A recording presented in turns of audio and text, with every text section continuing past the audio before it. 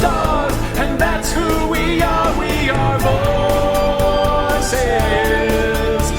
There's nothing to fear. Explode in your rear. Feel our voices.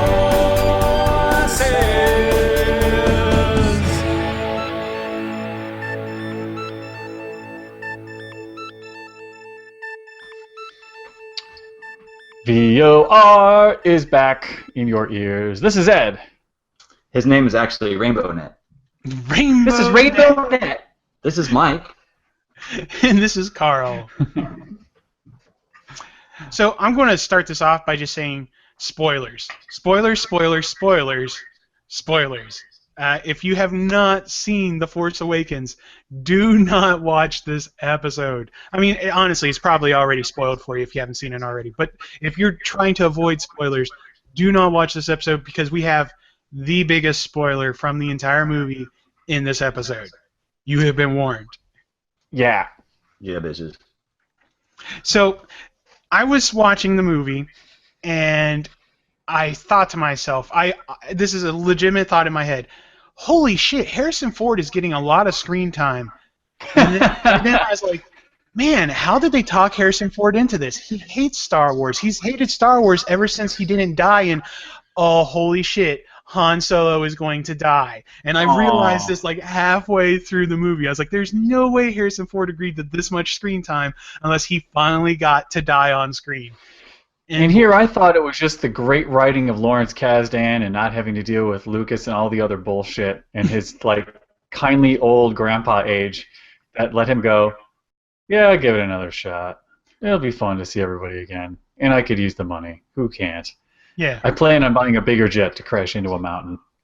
Then walk away from like a boss. Yeah, with like puppies in my arms, you know, because he's that good. I was saying the same thing, but you know what? When he went, I didn't see it coming because it's only the first movie. Mm-hmm. But when Kylo Ren was out on that bridge, standing in the middle, and he came back, and Solo's like, I gotta talk to the kid, or Leia's gonna kill me, you know. And he's like, all right, I gotta try. Then I was like, oh no, and it was just, I didn't do that out loud, of course. Yeah. But that was it. I was just like doing this, like, you know, Bill Hader on Saturday Night Live, and I just like no, and I couldn't breathe. So, and it happened. I just couldn't. I still, you know, can't believe I saw it. Yeah. Oh. And I knew it. They were just like, you know, waving flags and everything they could to let you know this is exactly how this is going down. There's only one way this is going down. I felt it the whole time. I have to say this. I don't think I'm a bright man. I don't. I promise you. I don't think I'm better than anyone else. I saw it from the first time I saw him in the trailers. I saw it when I saw him ripping up the doll on the Jimmy Fallon show. I saw it when I saw him come around the corner looking the way he looks, and then the scene was just the set itself was so beautiful that I knew something momentous had to happen. And first off, what the fuck is Star Wars problems with handrails? Right. Ocean nightmare. Hello, but the scene was just so epically beautiful. It almost looked like a Macquarie painting. And and I was thinking to myself, this is where he's going down. He's going down. This bitch is going the fuck down. And I was like, if you're gonna go down, this is where you want to do it. Like this was a death befitting of Han Solo, and it was so just gorgeous. And he fell into the light. Oh my god, it was so pretty. And I was like, die, go. And like there was nothing bad about that scene. Like it was so well done. Like the whole hand up to the face. Like it was like the death equivalent of I know. You know, it's just like fuck. Like, Carl. Yeah. And it's like it was so well done. And yeah, it's like once he started walking down that walkway, I was like, this is the moment. Like he is not walking away from it. But man, like even though I knew it was coming, and I still was sitting there. It's like there was still that moment. It's like, is he getting through to him? Oh, he might have gotten through to him because you know, like it's this new world. Like you don't know what to expect. Yeah, you know? true. It's like it could be that Reyes turns out to be the bad guy, and like it's the story of Ben's redemption. Oh, we were wrong all along. You know, it's like you're just like, and Oh, and it's like, And I have to give them mad props because watching episode 1 again recently, this is one of the few beefs I walked away with my, rose-colored starry Star Wars eyes, was holy shit, there was no musical breaks in that whole movie, like none. Everything they did, they take a drink, that scene went silent. yeah, And I was dude. like, oh, you're so smart, good, thank you. This should be a silent fucking moment because it's Han and his kid who's like dark Jedi, and it ain't gonna end well. And it just drove every emotion home. It just internalized it here. Yeah, So good. it was. It was really Oh. good. But before that, I gotta tell you, that motherfucker stole the show. For all you Did Han he? Solo fans, you got it. Yeah. And well written all the way through. Not just. There was one I got a bad feeling about this, and it was fine. It's tried, but he had so many other good lines. Just Mhm. and so Han Solo. Yeah. There was even kind of a Indiana Jones moment Which one? where he was running from that big rolling tentacle monster. Yeah. Oh my God! And Mm. when he got to shoot Chewie's gun, and he was like, "This is great." Like, Yeah. Why haven't I been using a bowcaster all along? This is the greatest thing Yeah. ever. He's like, can I try that again? Yeah. Awesome. Yeah, it was like it was so cool. I don't know. And Yeah. here, speaking of bowcaster, this is something I wanted to go back and mention because Ed, you mentioned Kylo Ren getting wounded by a lightsaber. The wound he was hitting wasn't the lightsaber wound; it was the bowcaster wound you're right. from when Chewie fucking shoots him in the gut. And here's the brilliant thing: is all through that movie, and while it was a great character moment for Han using the bowcaster, that was a Chekhov gun. Like the entire time, or not Chekhov. Whatever it is. There's what's the name of it? There's a Nuclear trope. vessels? No, there's a trope in writing where if you put a gun on the wall in the second act, it has to be used in the third act. Right. Right. It's like that sort of thing. And so the whole time they're setting up like, oh, look how powerful the bowcaster is. Oh, look at the bowcaster. It's really cool. Oh, man, it's blowing holes in the shit. Then they shoot Kylo Ren with it, and he fucking shrugs it off. And like That's true. And that's the whole setup for the whole fight and everything, and evens the playing field for everyone. But like Yeah. I just wanted to point that out. I thought that was clever, and it was a good use of like witty dialogue of Han Solo to like point out that like this is a really cool weapon and like to set in universe how powerful it is. Also, now that we brought up Chewie, A, I think the new mask looks weird. B, Mayhew's got a lot of health problems, especially when it comes to getting around, because when you're that tall, the shit don't work as you get older. It gets tough. He was amazing. He was not CG. What? It wasn't always him. Okay. I noticed during the credits, it actually said like it had it was I don't think it was stand-in. I think it was like Okay. the way he was credited, it really sounded like there were certain scenes where Mayhew did it, but I think anything that required a lot of movement or something, they probably used a body double. Okay. Well, that said, Chewbacca's character alone was. I mean, we loved him before, but he had so much more activity. He had more good things to do than just be there and shake his head like a dog, things like that. A lot of interaction, a lot of humor, and a lot more personality happening with Chewbacca, which was just so cool to see, just so fun. And that moment where he loses it after like Han gets like killed, it's like Wookiee rage. yeah, it's like it's one of the few times you actually see like Chewbacca legitimately enraged, and it was kind of scary. Like he's just ripping through stormtroopers, It's like and that I thought he moment- was gonna die. oh, yeah, it's like you. Oh man, Yeah. I'm glad he didn't though. Sure. But I'm glad that he looks like he's kind of becoming like Rey's sidekick, which it's just a lot of fun. It's warm and good. You want it to happen.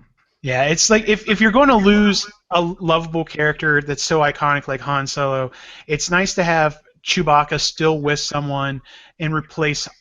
I hesitate to say replace, but replace with another great character. It's Yeah. they really did a good job, and that was the whole thing of A New Hope was not A New Hope, The Force Awakens, is it was a handoff. You know, it's like let's bring in Han, let's bring in Chewie, let's bring in Leia, who I gotta say I was kind of disappointed that we didn't get to see more of her. I have a feeling we're going to see a lot more of her in the other films though, because it's clear being a commander within the Resistance and a senator within the Republic that she's going to have a big role in the story to come. But you know, it's like it really was Han Solo's movie almost. Like so much of it was the story of Han Solo and his death. So, and it's even though go ahead. Sorry. Go ahead. Even though we didn't get to see a lot of Leia, I mean, I thought she was strong on screen. She was clearly a mature Princess Leia. And I'm just it feels so good when I compare it to Crystal Skull, and we finally get Marion Ravenwood back. Oh yeah. And that felt so good to see her. And then you saw what they did with it, and you're like, oh man. I mean, I don't know who wrote, if it was him or Kasdan that wrote the line. Clearly, you don't know anything about women, but Lucas, you don't know anything about women. I mean, it's funny because Jamie Baca said that on Facebook, and I was like, because he said something like, Lucas doesn't know how to write women. I was like, correction, Lucas doesn't know how to write humans. If you put a mask or like a helmet on, like Lucas can write for him. But if it requires an actual human touch, he does not have it for some reason in his writing. I don't understand it. Yeah, it's a control freak, and you can't control people, especially those women. Huh? Right, guys? Huh? Did you guys not feel as though like Leia was the big holdout? Like they kept building up to Leia. I felt as though they were in my head and saying, "Hey, she's coming, she's coming, she's coming," and I didn't even really know if I cared all that much. But I kept going, "Is it going to be Leia? Are we going to see Leia? I want to see Leia." And I'm glad I took the mic for a moment because I love C-3PO, and I feel as though the scene where we're about to see Leia, and I'm like, "Oh, cool, we're going to see Leia," and his eyes like gaze upon her, and then 3PO gets the best fucking line of his life. Like, and it was so perfectly him. He doesn't have to say anything else ever, but like, he's like, "You probably don't recognize me because of this red arm." And he photobombs her. He totally does, and it was like it was genuine humor, and it was like really funny, like really, it was like Mel Brooks could have written that. And it didn't involve someone stepping in shit. No, it was just it was him using his personality. Like it was perfect for and he squashed Leia's moment, and then but then she took it right back, and it was just it was such a. And remember back a long time ago, there was like a special about Star Wars, and they were talking about Star Wars would give you like adventure and action and warmth and beauty, and you would see like the Millennium Falcon, and it just gave you a second of beauty, and you would see the Millennium Falcon kind of roll up like this, and you could see the bottom, and then it kind of rolls away. That Star Wars gave you everything in just the right amount. And it left you wanting more, but you still felt satisfied. And those moments became every little moment became iconic. And then we lost that a bit with the prequels, and then we got that back. And I felt like even though it was a funny moment, it was very Star Wars. And it was heartfelt, because here again is a character that's what he's done through the entire original trilogy. He was a cockblock the entire original trilogy. And here he is, he's right back at it. Like within like literally the second he's back on screen, he is cockblocking. He's coming between a man and a woman who are in love, like physically coming between them. And it's like it's C-3PO again. And then the thing that won me over though was it wasn't shitty writing. Like he was doing it because he was legitimately excited to see Han. You know, it's like he was legitimately excited to be back with the gang. So it was C-3PO just being like, "I'm so excited to be here. You probably don't recognize me, but it's me. Oh, hey, I bet you're really excited to see this person that I'm standing in front of. You know what? You guys should really catch up. It'll be really great. And you're just like, oh my God, C-3PO, just get out of the way." It's like, it's that perfect moment. You know, it's like in C-3PO and R2 both had very small roles in the film. R2 was depressed. Can we just call it what it was? R2 was fucking depressed. He switched to low power after Master Luke disappeared. Bitch was depressed, and it's adorable. Yeah, and it's like they use them in just the right amounts, and it's what Mike was saying is like they gave you enough R2D2 and C3PO to be like, fuck yeah, C3PO, that was hilarious. It's like and then like you only hear from him like a couple times through the movie, and it's like pretty straightforward stuff. It's like none of those like let's cut in with a worthless line just for the sake of humor.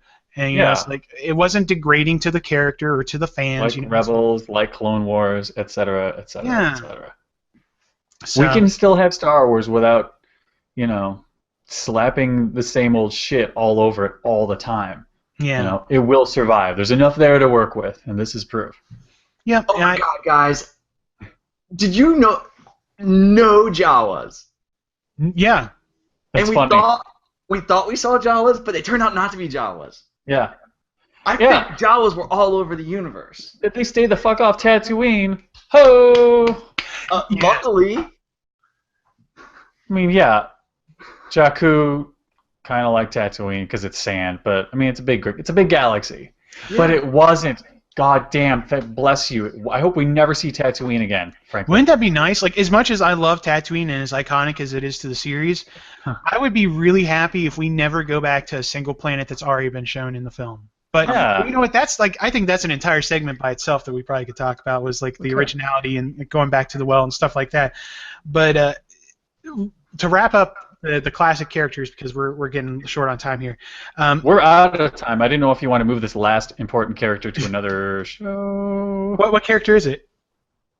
Skywalker something. Oh, yes. Oh, well, I think we can. I was actually getting ready to say like the short little cameos that may or may not be. I want to talk about those Akbar. too. Like, because that's the thing is like, was it Akbar that showed up? Like, it was a Mon Calamari. I'm pretty sure it was Akbar. And then what's his name from Return of the Jedi? Nine Numb. Yes. It was like because I was like, is it a Sultanus or is it him? I was like, I don't know. It's like I didn't want to assume, but like, of course, that's where my mind first went. But yes, let's talk about Luke Skywalker. I mean, our time is really up. So. Oh, okay. Well, I mean, like, there's not much to say about him. But for you. Okay, fine. Let's do another thing then. Whatever. You want to talk about second reactions? I'm like, let's talk about Luke. And it's our show. We can do whatever we want. What is there to say about Luke? Well, you know what? Go over to vorradio.com and leave a Republic comment and tell us what you think about Luke. But seriously, head over to vorradio.com. Check out our YouTube page, our Facebook group. All that stuff is over there. Leave us Republicoms. Leave us voicemails, which we'll be playing here shortly before we cut out. So you can type at us, too. We take emails, baby. voiceofrep@gmail.com. And you can even attach an MP3 if you're a weird control freak like George Lucas. Or Carl Watkins. Or Ed Or Jamie Baca. Or any one of us. Send us impressions of your favorite Force Awakens character. Yes. All that stuff is there all the time. Just call us up and get it out. Get it out of your system. We're here for you. Bring it in. Bring it in. All right. But not right now. Now it's time to go. Tomorrow, though, apparently we're going to talk about Luke Skywalker, start wrapping up some more stuff. Because we've realized, we're going to let this out right now, this is going to be 2 shows. We already planned on this being a long show. We're going to have 2 days of recording because there is just way too much to talk about. So we're going to start getting some stuff wrapped up for this week, and then we'll start recording some more stuff. And you're probably going to see like 3 to 4 hours at least of content about The Force Awakens now because of us. Because the Star Wars love is back. It's back. I woke up. Yeah, the love awoke. Done woke up. All right. We'll see you back tomorrow. May that Force. You will. Badass.